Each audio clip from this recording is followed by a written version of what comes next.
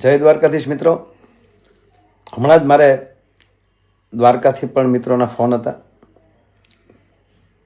ગુગળી બ્રહ્મ સમાજ, એમના અધ્યક્ષ, સમગ્ર બ્રહ્મ સમાજ જે વર્ષોથી દ્વારકાધીશના પૂજા કરતા આવે છે પેઢીઓથી, એવા જ આહિર સેનાના પ્રમુખનો પણ ફોન, એને પણ વાત થઈ.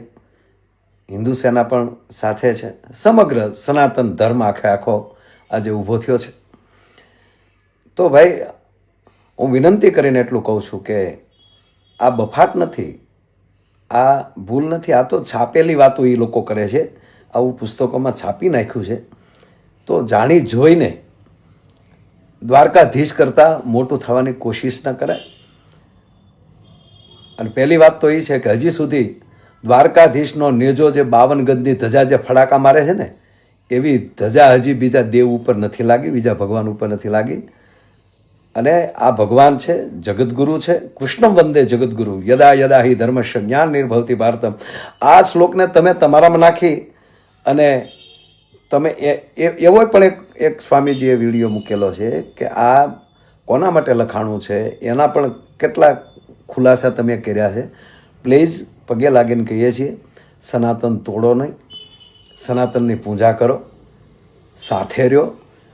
પણ તમે અવારનવાર જે આ બધી વસ્તુ કરતા આવો છો, કોઈને કોઈ તો એમના પણ વડીલોને વિનંતી કરીને કહીએ કે પ્લીઝ, ભારત વર્ષ અને એ ભારત વર્ષના દ્વારકાધીશથી કોઈ મોટું હોઈ ન શકે, રામથી મોટું હોઈ ન શકે, અને મહાદેવથી કોઈ મોટું હોઈ ન શકે.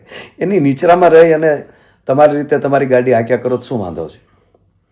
પણ કોઈને કોઈ આવું કાંઈક કરીને આજે સનાતનને દોડવાનું જે કામ કરી રહ્યા છે, એને વિનંતી કરીને કહી છે કે પ્લીઝ કંટ્રોલ રાખો.